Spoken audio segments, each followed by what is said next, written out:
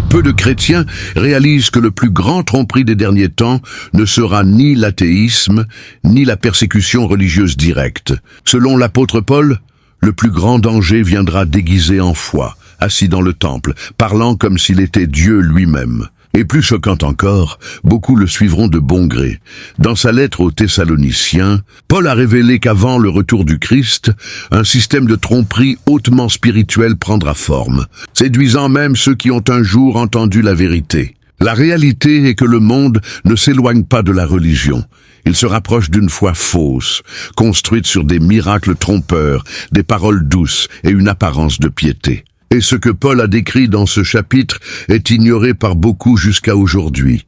Si ce type d'alerte rare, tout droit sorti des lettres de Paul, est ce que vous cherchez pour renforcer votre foi avec profondeur biblique, envisagez de vous inscrire ici. Il y a beaucoup plus qui vient par ce même chemin, sans embellissement, sans masque, juste la vérité exposée des Écritures.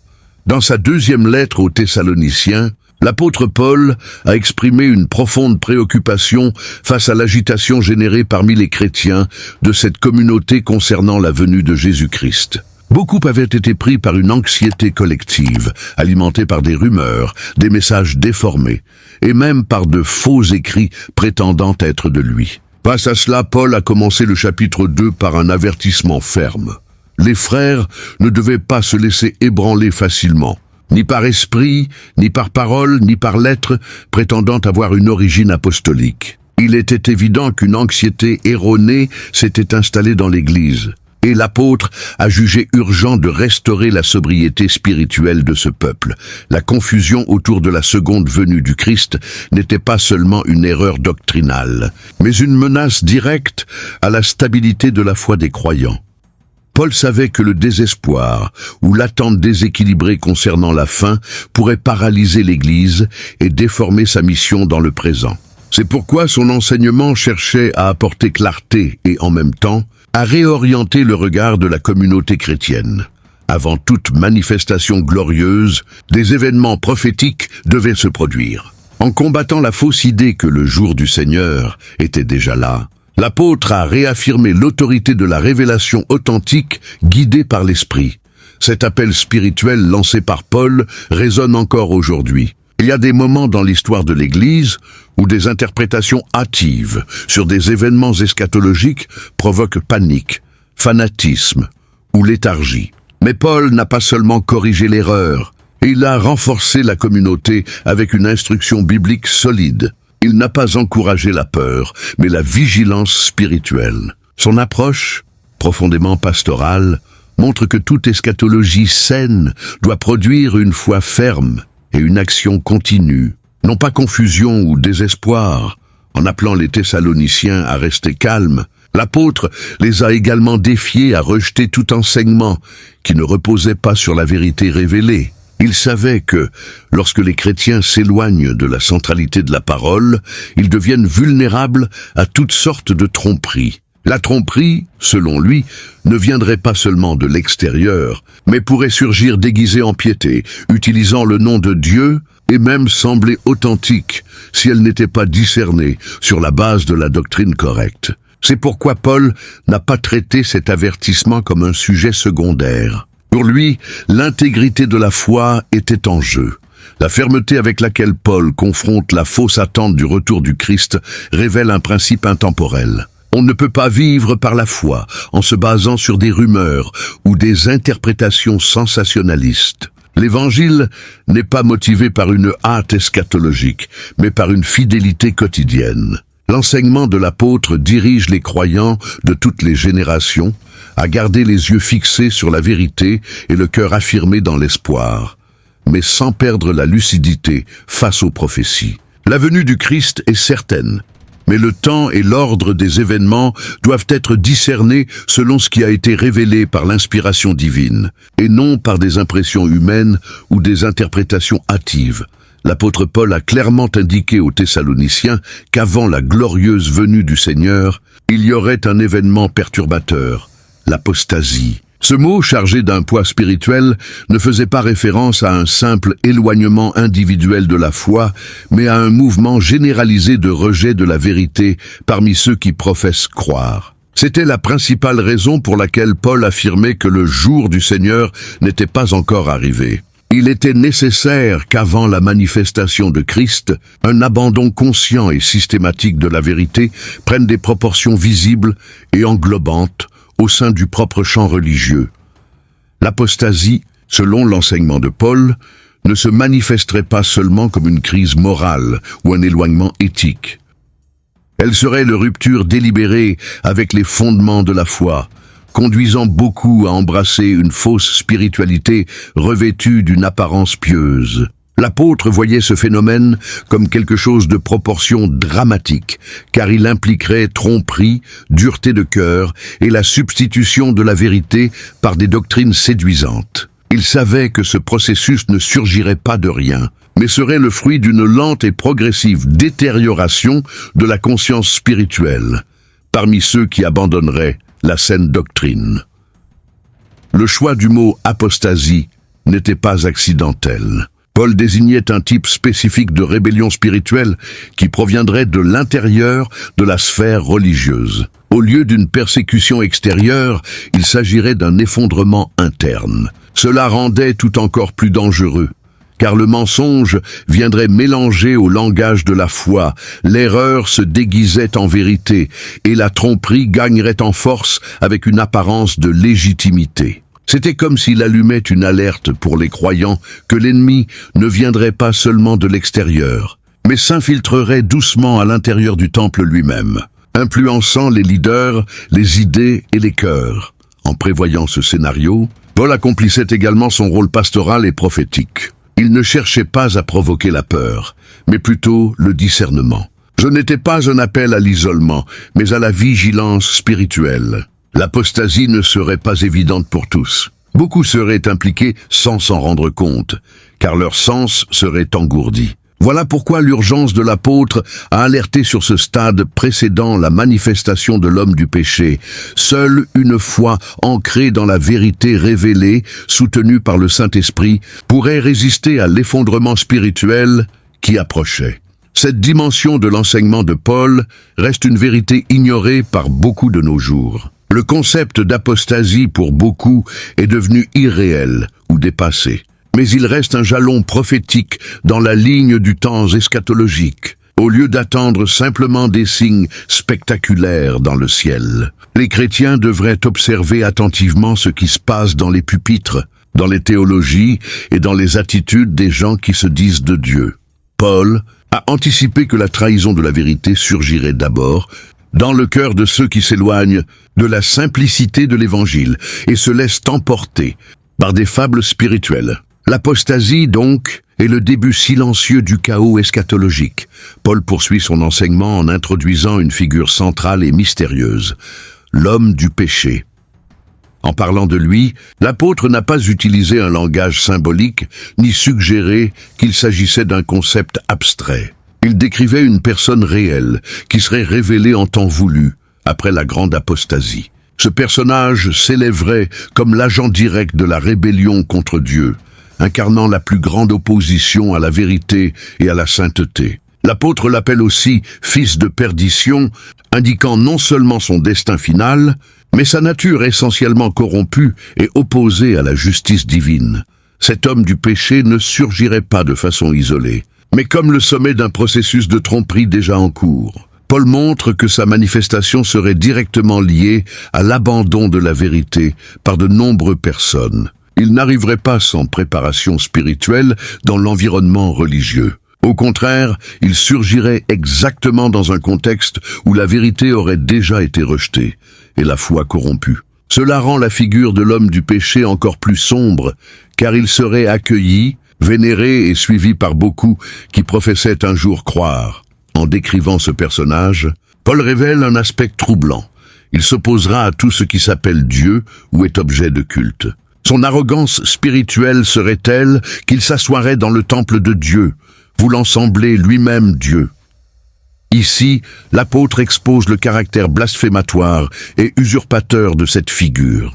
Il ne s'agit pas seulement d'un pouvoir politique ou militaire. Il s'agit d'un système d'idolâtrie centré sur soi-même, qui exige adoration et se place à la place qui appartient exclusivement au Seigneur. Il ne se présente pas comme un adversaire déclaré de la religion, mais comme un substitut trompeur, une contrefaçon séduisante de l'autorité divine. Le choix des expressions utilisées par Paul nous montre que cet homme ne viendra pas seulement pour détruire, mais pour conquérir. Sa stratégie ne reposera pas seulement sur la violence ou la coercition, mais sur le charisme, la persuasion, la séduction spirituelle. Il s'assoirait dans le temple, non par force, mais par l'acceptation de ceux qui ont perdu le discernement spirituel. C'est l'une des vérités les plus ignorées de l'enseignement de Paul. Le mal ne se manifeste pas toujours avec une apparence monstrueuse. Souvent, il se déguise en lumière, revêtu de langage religieux, pour conquérir ceux qui sont distraits. L'apôtre n'a pas révélé son identité finale, mais a clairement laissé entendre son profil et sa mission, s'opposer à Dieu de manière stratégique, occuper la place sainte par la tromperie et conduire des foules à la perdition. Son apparition est le point culminant de l'apostasie. En exposant cette figure, Paul n'a pas encouragé des spéculations infondées, mais a convoqué l'Église à la vigilance. Cet homme du péché n'est pas seulement une figure du futur, mais représente un esprit qui agit déjà sournoisement. Sa manifestation complète viendra, mais ses traits sont déjà perçus chaque fois que l'orgueil humain s'élève contre la vérité de Dieu. D'ailleurs, avant de passer au point suivant, il est important de soulever une question. Avez-vous déjà remarqué que Paul décrit cet homme du péché comme quelqu'un intronisé à l'intérieur du temple et non pas à l'extérieur ? Laissez votre commentaire ci-dessous. Je veux savoir comment ce détail impacte votre compréhension du scénario des derniers jours. L'apôtre Paul ne s'est pas limité à annoncer la venue de l'homme du péché, mais a aussi révélé la façon dont il agirait, en assumant une place de suprématie spirituelle et en exigeant reconnaissance divine. Dans la 2 Thessaloniciens chapitre 2 verset 4, Paul déclare que ce personnage s'oppose et s'élève contre tout ce qui s'appelle Dieu ou est objet d'adoration, de sorte qu'il s'assiera comme Dieu dans le temple de Dieu, voulant sembler Dieu. Cette affirmation ne peut être interprétée comme une simple provocation contre le sacré. Il s'agit de l'installation d'un trône de mensonge, érigé à l'intérieur de la sphère même de l'adoration. Le blasphème ici décrit est l'un des plus subtils et dangereux. Le mal feignant d'être le bien, le mensonge prenant la place de la vérité, le faux se parant de divin. L'expression « s'asseoir dans le temple de Dieu » porte un symbolisme profond. Paul ne semble pas référer seulement au temple physique de Jérusalem, mais à l'espace de l'adoration, à l'environnement sacré où l'on s'attend à rencontrer la présence de Dieu. Cet homme du péché ne cherchera pas à détruire la religion, mais à la dominer. Il s'élèvera à partir d'elle, sera acclamé comme un leader spirituel, et son influence sera telle que beaucoup le reconnaîtront comme l'autorité suprême sur les questions de foi. L'ironie tragique est qu'il conquérera des cœurs, là où la vérité devrait régner. Le trône du mensonge sera érigé au nom d'une spiritualité corrompue, où l'apparence de sainteté remplacera la communion véritable avec Dieu. Cette usurpation d'autorité est quelque chose qui se manifeste déjà, à une échelle moindre, dans tout système religieux où l'homme est exalté au-dessus de la parole, où les traditions humaines deviennent plus importantes que les mandements divins. L'enseignement de Paul dénonce cette inclinaison du cœur humain à rechercher des leaders qui nourrissent leur ego, qui offrent du confort spirituel sans confrontation avec la vérité. L'homme du péché sera la personnification finale de cette tendance. Il offrira une foi facile, émotionnellement séduisante, mais spirituellement vide. Et en s'asseyant comme Dieu, il volera la gloire qui appartient uniquement au Seigneur des cieux.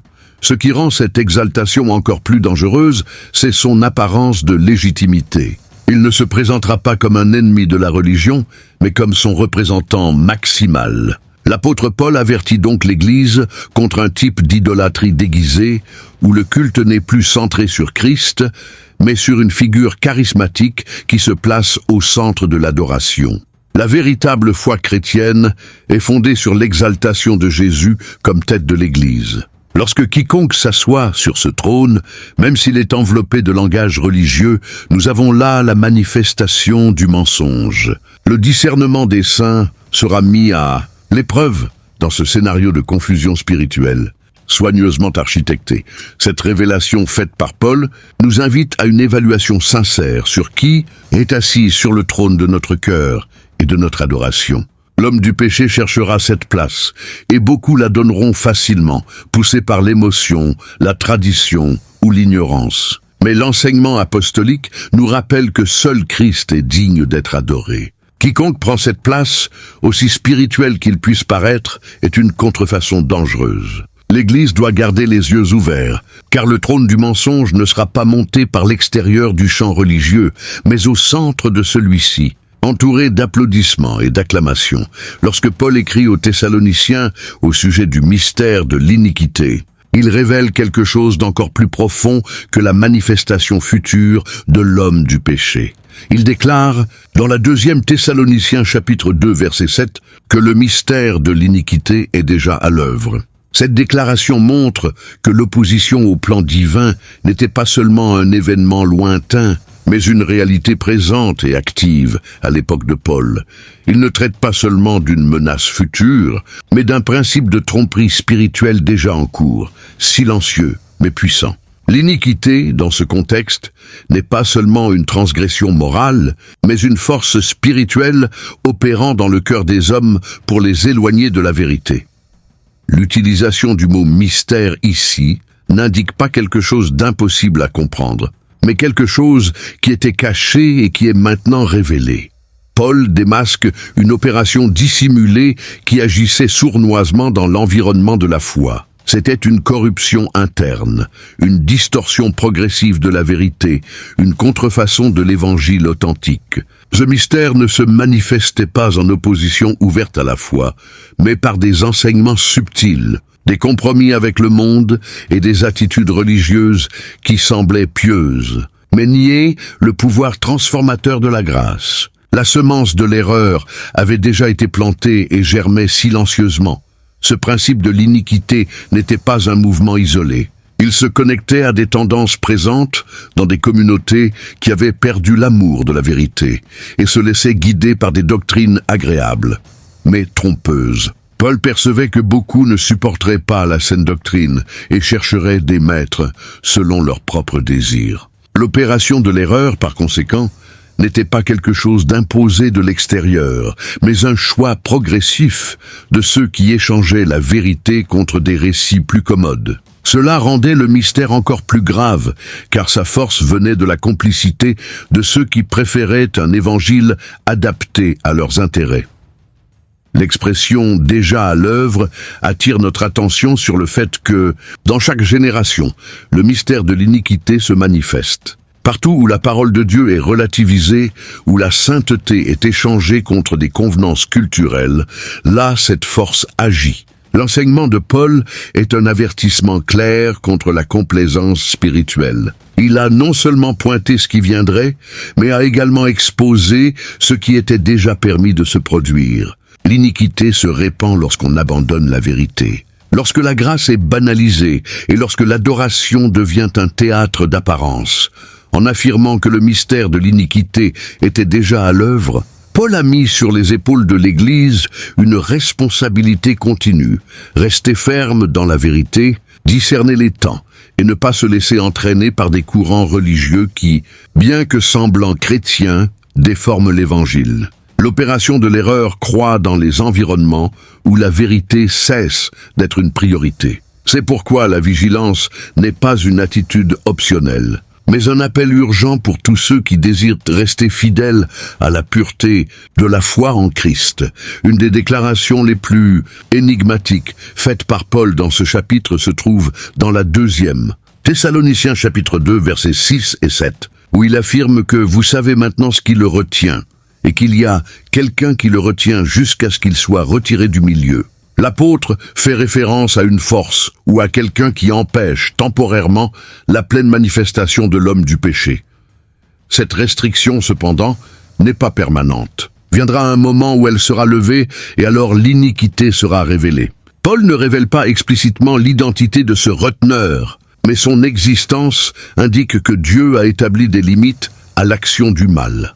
L'existence de cette barrière divine démontre que le mal, bien qu'actif, est encore contrôlé par la souveraineté de Dieu. Rien ne se produit en dehors du temps déterminé, et l'iniquité ne pourra se manifester tant que Dieu ne le permettra pas. Cela renforce une vérité réconfortante. Peu importe combien le mystère de l'iniquité opère, il est sous contrôle. L'histoire n'est pas à la dérive, et le plan divin ne sera pas frustré. Il y a une main invisible qui régule le temps et les événements, empêchant le mal de dépasser les limites qui lui ont été établies. Cette restriction est un signe clair de l'autorité de Dieu sur toute chose.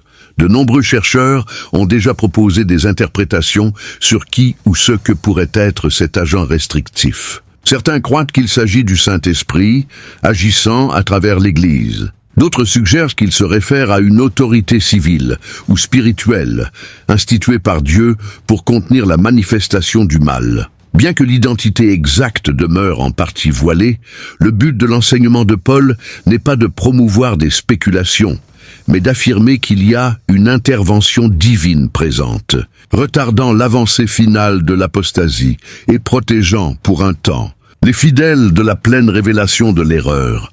Le point le plus pertinent ici est la reconnaissance que, lorsque cette barrière sera levée, l'homme du péché sera révélé avec toute sa force. L'enseignement de l'apôtre laisse clairement entendre que cette révélation ne sera pas un événement trivial. Elle marquera un point de basculement sur le plan spirituel du monde. La levée de ce qui retient sera comme la rupture d'un sceau, ouvrant la voie à l'intensification de l'erreur et de l'idolâtrie. C'est pourquoi Paul avertit avec tant de zèle: l'Église doit être prête à affronter des temps où la vérité sera durement combattue, et le mensonge prendra des proportions mondiales. Tant que cette restriction est encore en vigueur, la responsabilité de l'Église est de profiter de ce temps de retenue pour renforcer sa foi, édifier les frères et rester dans la vérité. L'apôtre Paul nous montre que le mal sera contenu jusqu'à ce que le temps déterminé par Dieu soit accompli. Mais cela ne justifie pas la passivité. Au contraire, c'est un appel à l'action spirituelle, à la vigilance sur la doctrine, à la prière constante et à l'engagement envers la sainteté. Lorsque ce qui retient sera retiré, il n'y aura plus de temps pour préparer des lampes. C'est pourquoi la vigilance doit être cultivée maintenant, le temps que la lumière brille encore. L'apôtre Paul a alerté les Thessaloniciens que la venue de l'iniquité serait accompagnée d'une opération de tromperie sans précédent. Dans la 2e Thessaloniciens chapitre 2, verset 9, il affirme que cet homme du péché viendra selon l'efficacité de Satan avec tout le pouvoir et des signes, des prodiges mensongers. Ici, Paul clarifie que la tromperie ne sera pas seulement basée sur des discours persuasifs ou des idées philosophiques. Elle sera accompagnée de manifestations surnaturelles. Ces signes ne seront pas neutres ni véritables, ils seront des instruments de séduction utilisés pour tromper ceux qui ont déjà rejeté la vérité de l'Évangile. Ces prodiges mensongers seront convaincants, justement, parce qu'ils sembleront spirituellement authentiques. Ils auront l'apparence de miracles, susciteront des sensations émotionnelles intenses et attireront des foules. Le problème est qu'ils seront enracinés dans la tromperie, non dans la vérité. Paul ne nie pas que ces signes auront un vrai pouvoir, mais souligne qu'ils sont générés par l'efficacité de Satan. Autrement dit, ce sont des manifestations surnaturelles avec un but diabolique. Confirmer la fausse réalité comme vérité, valider l'erreur avec l'apparence de révélation divine et conduire les incôtes à une adoration corrompue. Ce type de séduction n'est efficace que là où l'amour de la vérité a été abandonné. Paul décrit un environnement où les gens deviennent vulnérables parce qu'ils ont délibérément méprisé la connaissance de Dieu. Ce n'est pas seulement de l'ignorance, c'est un rejet. Ils n'ont pas accepté l'évangile pur, c'est pourquoi ils sont ouverts à l'évangile faux qui flatte leurs désirs. Lorsque la vérité est rejetée, le vide spirituel qui en résulte est rapidement comblé par des tromperies plus attrayantes, plus excitantes et plus digestes pour le cœur humain. C'est sur ce sol fertile que les signes mensongers prospèrent. L'opération de l'erreur s'intensifie à mesure que la sensibilité spirituelle s'émousse. Au lieu de discerner l'esprit par la fidélité à la parole, beaucoup commenceront à évaluer ce qui est vrai sur la base de l'impact émotionnel, de la popularité ou de l'esthétique des manifestations. La séduction deviendra encore plus forte car elle sera validée par les expériences. Mais Paul nous montre que le véritable test de l'authenticité spirituelle ne sont pas des signes visibles, mais la fidélité à la vérité révélée. Ce qui ne s'aligne pas sur la parole de Dieu, même s'il semble miraculeux, est une tromperie. Cet avertissement de l'apôtre reste urgent de nos jours. Nous vivons une époque de grande recherche d'expériences spirituelles, mais peu de disposition à examiner les Écritures avec sérieux. Là où le peuple de Dieu valorise davantage les signes que la doctrine, l'environnement devient propice pour que les prodiges mensongers soient reçus comme vérité divine. L'Église doit être ancrée dans la vérité biblique pour résister au charme de la tromperie. Lorsque les signes deviennent le critère pour définir ce qui est vrai, la tromperie trouve la liberté d'agir avec force totale. L'apôtre Paul a non seulement averti sur l'action de l'homme du péché et de ses tromperies, mais a aussi révélé une réalité spirituelle profonde et déconcertante. Dieu enverrait à ceux qui rejettent la vérité une opération de l'erreur. Dans la 2 Thessaloniciens chapitre 2 verset 11, il déclare « Et c'est pourquoi Dieu leur enverra l'opération de l'erreur, afin qu'ils croient au mensonge. » Ce texte exige une compréhension attentive, car Paul traite d'un jugement divin qui n'est pas simplement correctif, mais une remise délibérée des cœurs rebelles aux conséquences de leur choix. La justice de Dieu se manifeste dans ce cas en permettant que ceux qui ont aimé le mensonge soient dominés par lui. Cette action divine ne contredit pas l'amour de Dieu, mais révèle sa sainteté et son droit de juger avec justice. Ceux qui, au fil du temps, persistent à résister à la vérité, développent un cœur endurci. Et arrive un moment où le rejet conscient de la vérité devient un point de non-retour. Dans ce contexte, Dieu retire son influence restrictive et permet que la tromperie suive son cours total. Il ne s'agit pas d'une imposition d'erreur sur des innocents, mais d'une conséquence juste sur ceux qui ont méprisé l'Évangile. L'opération de l'erreur est le reflet de la décision humaine, de vivre loin de la lumière. Paul souligne que cette remise dans l'erreur se produit parce qu'ils n'ont pas reçu l'amour de la vérité pour être sauvés. C'est un jugement qui pèse sur ceux qui ont résisté à l'Évangile non par manque d'opportunité, mais par mépris volontaire. Cela montre que le problème ne réside pas seulement dans le mensonge, mais dans l'absence d'amour pour la vérité. Là où il n'y a pas de désir d'être transformé par la vérité de Dieu, le mensonge trouve un espace pour se mettre en place. Dans ce cas, la tromperie n'a pas besoin d'être imposée, elle est accueillie comme vérité. Par des cœurs déjà inclinés à rejeter le chemin du salut, cette réalité nous confronte au poids de la responsabilité spirituelle que chaque personne porte. Recevoir la vérité n'est pas seulement une question d'intellect, mais un choix de reddition. Le refus continu d'écouter la voix de Dieu endurcit le cœur à tel point que le mensonge devient désiré. Paul enseigne que le jugement ne viendra pas seulement à la fin, mais opère déjà maintenant, lorsque Dieu permet à ceux qui rejettent sa parole de suivre des chemins d'erreur jusqu'à leurs dernières conséquences. L'erreur devient alors non seulement un instrument de séduction, mais aussi de condamnation. Face à cet avertissement, l'Église doit crier pour le discernement et l'humilité. Le risque de rejeter la vérité n'est pas restreint à ceux de l'extérieur, mais menace aussi ceux qui, à l'intérieur de l'Église, résistent à la correction, à la sanctification et à l'obéissance. Paul nous rappelle que la fidélité n'est pas seulement connaître la bonne doctrine, mais aimer cette vérité profondément, la désirer de tout cœur et permettre qu'elle façonne la vie. L'amour pour la vérité est l'antidote contre la tromperie. Là où cet amour est méprisé, le jugement approche silencieusement, mais de manière dévastatrice. Après avoir présenté un scénario aussi dense et défiant, l'apôtre Paul conclut son exhortation par des mots d'encouragement, adressés à ceux qui demeurent fermes dans la foi. Dans la 2e Thessaloniciens chapitre 2, versets 13 et 14, il remercie Dieu pour ceux qui ont été choisis pour le salut en sanctification de l'esprit et foi dans la vérité. Ce contraste entre ceux qui se perdront et ceux qui ont été sauvés par la grâce est marquant. Même au milieu de la montée de l'erreur et de l'apostasie, Paul réaffirme qu'il y a un peuple séparé, appelé par Dieu pour la gloire du Seigneur Jésus-Christ. Ce peuple n'est pas à la merci du chaos, mais est soutenu par la vérité et la fidélité du Père.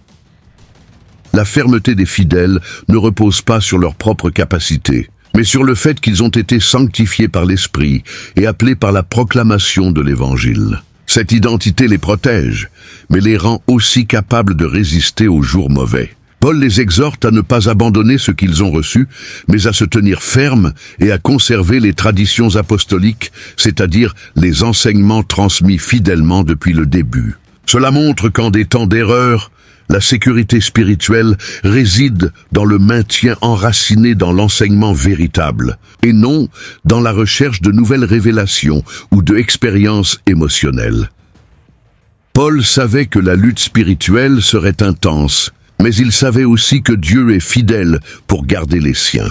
C'est pourquoi il fait une prière puissante dans les versets finaux, demandant que le Seigneur Jésus-Christ et Dieu le Père eux-mêmes réconfortent les cœurs et les confirment dans toute bonne œuvre et parole. Ce réconfort n'est pas un soulagement superficiel, mais une force intérieure qui soutient le croyant même face à l'apostasie et à la persécution. L'apôtre montre que, même lorsque tout semble s'effondrer autour, ceux qui appartiennent au Christ peuvent vivre avec une espérance ferme et inébranlable. L'appel à la persévérance n'est pas seulement une instruction, mais une démonstration d'amour pastoral. Paul souhaite que ses lecteurs comprennent que, malgré l'obscurité qui approche, ils ne sont pas seuls. Ils ont été atteints par un amour éternel, séparés pour la gloire du Christ, et sont désormais invités à marcher avec courage. L'Évangile n'est pas seulement le message du salut au début de la foi, mais la base de l'espérance continue face aux plus grands défis spirituels à venir. Au vu de tout ce qui a été révélé dans ce chapitre, Paul conclut avec équilibre, il ne minimise pas le danger mais ne laisse pas la peur vaincre la foi. Il appelle les croyants à s'accrocher à la vérité, à aimer la sainteté et à attendre avec confiance la venue du Seigneur. L'avenir est glorieux pour ceux qui resteront fidèles. Même lorsque le monde embrassera le mensonge, les enfants de la lumière resteront éclairés par la vérité qui libère. Et c'est cette certitude qui soutient ceux qui restent fermes jusqu'à la fin. Beaucoup de gens sont distraits par les bruits du monde, mais les lettres de Paul chuchotent encore des vérités qui ne peuvent être ignorées. Si cette vidéo vous a aidé à voir plus clairement, partagez-la avec quelqu'un qui a aussi besoin de se réveiller. Et si vous ne faites pas encore partie de ce canal, inscrivez-vous. Ici, la parole a sa place de choix comme elle l'a toujours dû.